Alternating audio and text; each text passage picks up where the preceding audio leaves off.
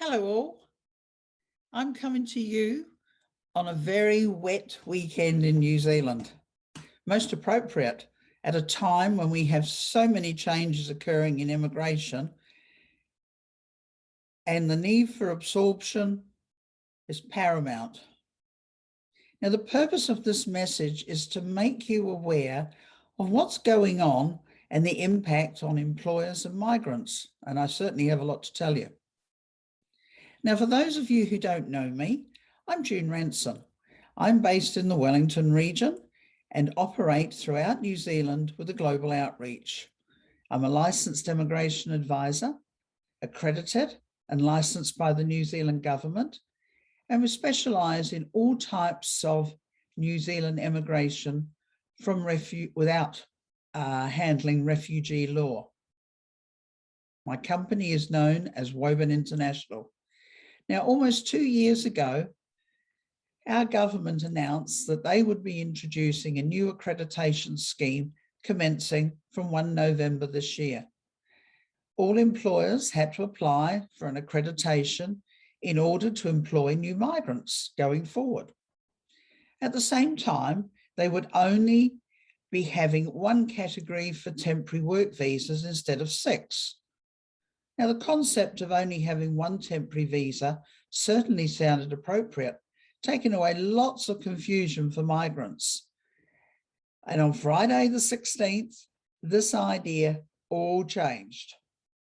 The immigration industry really could not see how the proposed changes could be implemented, as the time it was going to be taking, as we were seeing that immigration were lacking resources of both staffing and revenue.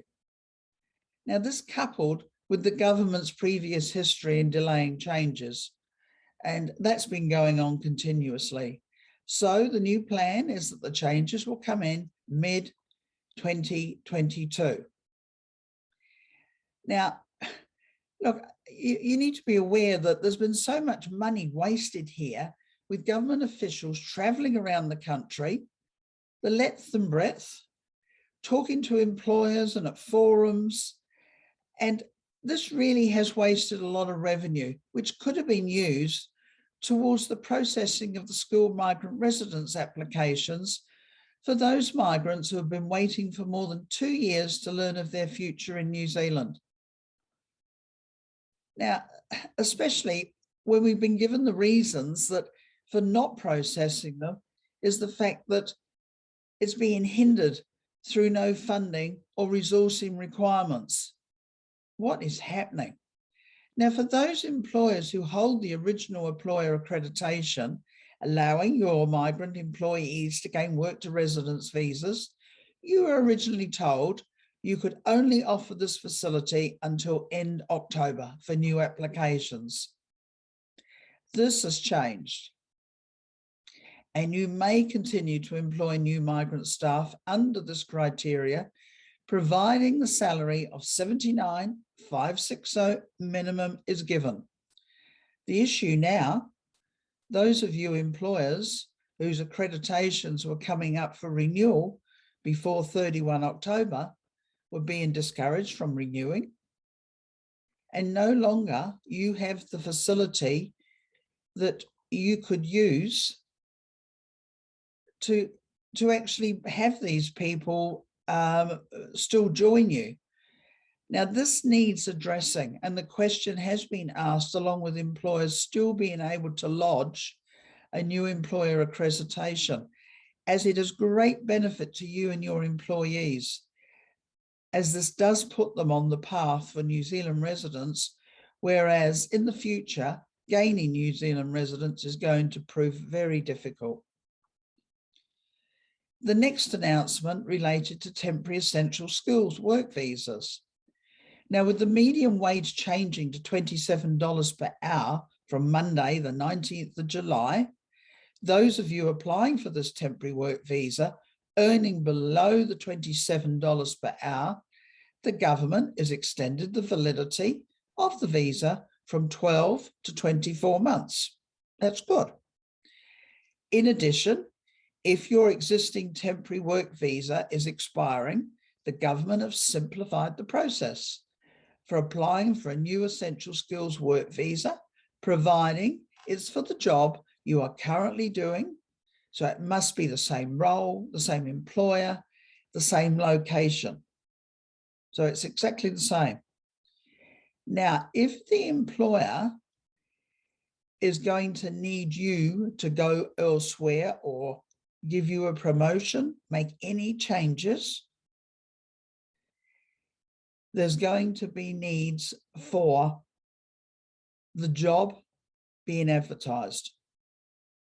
So if the job is exactly the same as before, there's no need to provide employment agreement, medical and police certificates, because they've been provided previously.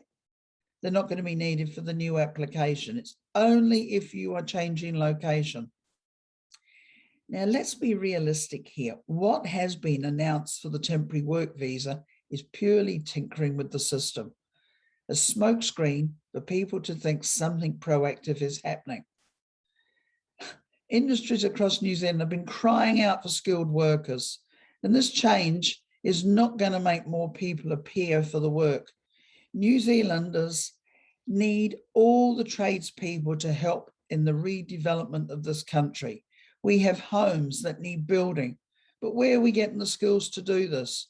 The idea, which is great, of bringing in the apprenticeship scheme, these people are not going to be trained instantly, and you need the professionals to train these people. I mean, do we put a doctor through for training and he comes out the other end fully qualified to do everything? No, of course not. They have to have supervision. Now, next up with the changes, the government has extended the suspension of visa processing for most individuals who are outside New Zealand up until the 6th of February 2022. Now, this suspension includes work, student and visitor visas, including visitor visas to allow a partner to meet living together requirements with New Zealand citizen or resident.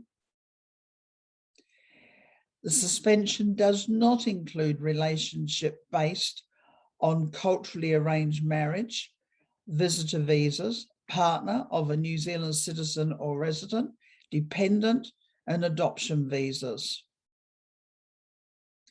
Recognising our teacher shortages, the government has introduced a new class of border exemption for up to 300 overseas qualified teachers and their partners and dependent children to come to New Zealand. Lastly, managed isolation bookings. This is creating so many issues as no spaces are available unless you're lucky, and we're told this will be the status quo until around the end of October. So whilst we want the country and the people safe and forward thinking on how to get skilled people, retain them, but also those meeting requirements for getting to New Zealand, it doesn't seem to be happening. Now, I attended a government planning meeting over 12 months ago with key industries. This sounded fantastic. There was brainstorming on how to handle ongoing quarantine arrangements. Ongoing ideas were put forward. There was quite a lot of time put into this. And some of the ideas that came out, a purpose-built quarantine facility, utilising an idle cruise ship, along with converting one of our military bases. Nothing's happened. Now, look, moving on. If you're struggling to retain your mum and dad, or both in New Zealand, are you aware of the parent retirement category? This is open, but you need 1 million New Zealand dollars for investment for 4 years, 500,000 in addition to the investment monies, but this sum can be included as assets for personal use and doesn't have to be transferred to New Zealand. Then you need to have an annual income of 60,000.